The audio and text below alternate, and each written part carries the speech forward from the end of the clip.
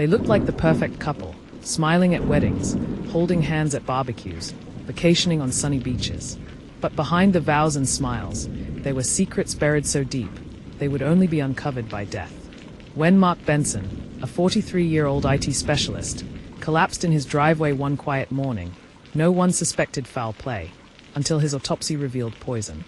And when investigators peeled back the layers of his seemingly happy marriage, what they found was chilling: multiple secret life insurance policies taken out in his name, all signed by his loving wife, Diane. This is the story of a marriage built on betrayal, a murder born from greed, and a woman who wore fake grief like a veil. Welcome back to True Crime Hub, where we peel back the curtain on the darkest corners of the human psyche.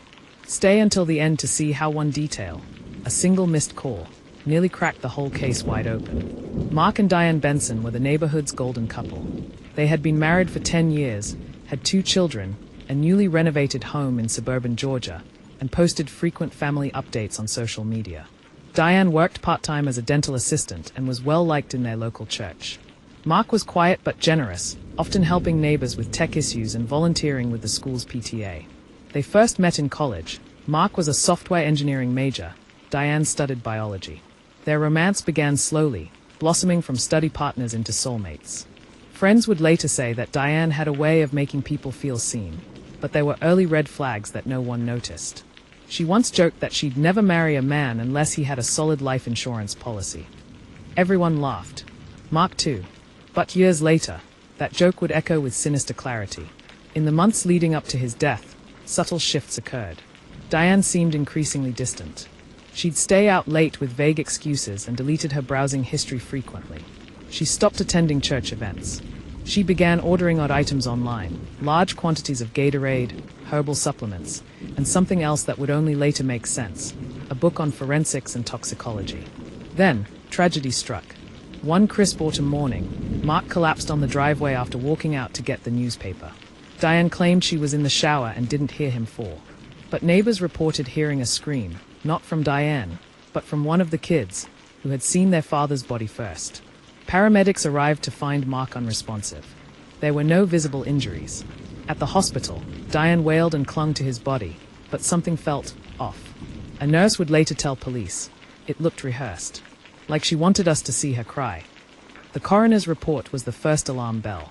Mark had no history of heart issues, and yet he died suddenly with no trauma. Toxicology revealed something disturbing: trace amounts of ethylene glycol, commonly found in antifreeze.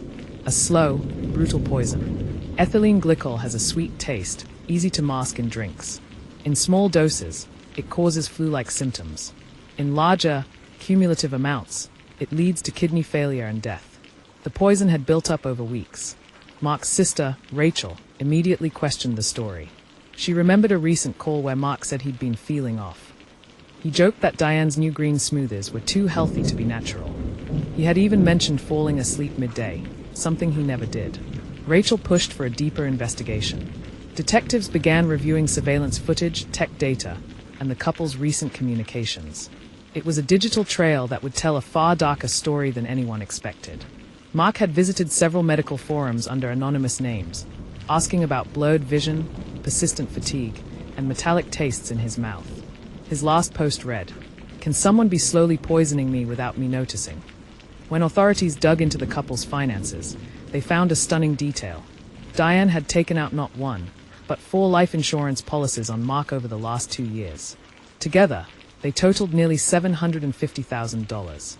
One included a double indemnity clause that would pay double if Mark's death was accidental. 3 of the policies had forged signatures. Experts confirmed that Mark hadn't signed them. The insurance agent who helped secure the policies? A man named Brian Lowe, Diane's old high school boyfriend. The two had reconnected on Facebook, and from there, their contact intensified. Brian initially claimed the policies were routine. But when police searched his apartment, they found handwritten notes that matched the forged signature. They also found suggestive emails from Diane, promising a life they deserved once the past was buried. Even more shocking, just 2 days after Mark's death, Diane contacted all 4 insurance companies to initiate the claim process. She hadn't even held the funeral yet. Investigators now had motive, means, and a paper trail. But they were still missing the smoking gun. Diane's public mourning seemed excessive. She organized a grand funeral, posted daily memorials online, and even hired a photographer to document the service. But to those who knew her best, it felt staged. One of her closest friends, Melinda, later told police that Diane had confided she was done with Mark months before he died. She claimed Diane had described Mark as a financial burden. Another friend mentioned Diane's search history. Can antifreeze poisoning be detected after death? Diane's private messages to Brian became the final nail in the coffin. One read, "We're so close now. I can almost taste it." Another, sent the day before Mark collapsed, simply read, "It's done." She had also begun house shopping, looking at properties in Florida and Arizona. She had made an offer on a beachfront condo 2 days after her husband's funeral. Perhaps most heartbreaking of all, Mark had installed a home camera system weeks before his death. On the day he collapsed, it caught Diane pouring something into his morning coffee.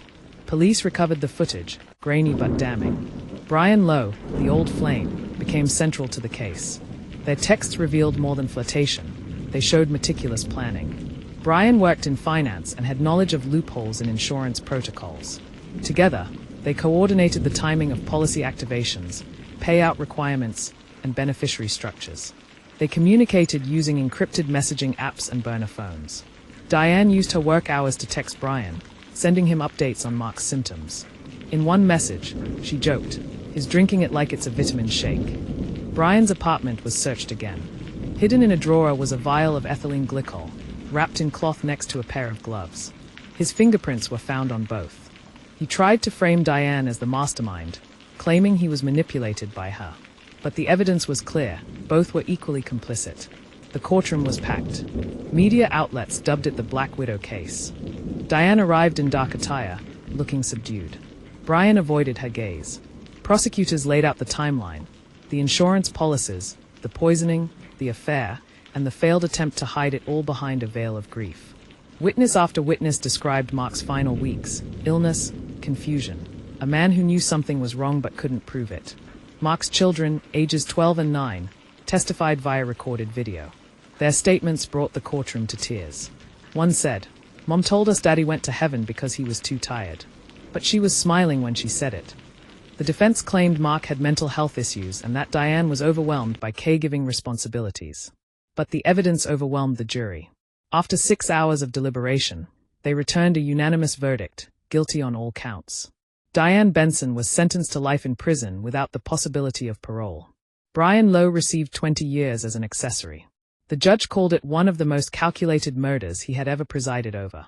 Mark's sister Rachel took custody of the children. She now speaks at domestic abuse seminars and financial literacy events, warning others about the red flags they might miss. The home Diane once decorated with Pinterest inspiration sits empty, foreclosed. The local church removed her name from its donor wall. She remains in a maximum security prison, where she reportedly spends her time alone, writing letters that no one reads. Greed doesn't just kill, it premeditates. Diane Benson plotted her husband's murder like a business deal. She hid behind charm and religion, but in the end, her lies unraveled under the weight of her own ambition. If you found this story disturbing, share it. You might save someone. Financial abuse is real. Poison doesn't always come in a bottle. It comes in manipulation, betrayal, and silence. Like and subscribe to True Crime Hub for more chilling cases like this. And tell us in the comments, what would you do if you suspected someone close to you was capable of murder? Until next time, stay safe, stay skeptical, and always trust your instincts.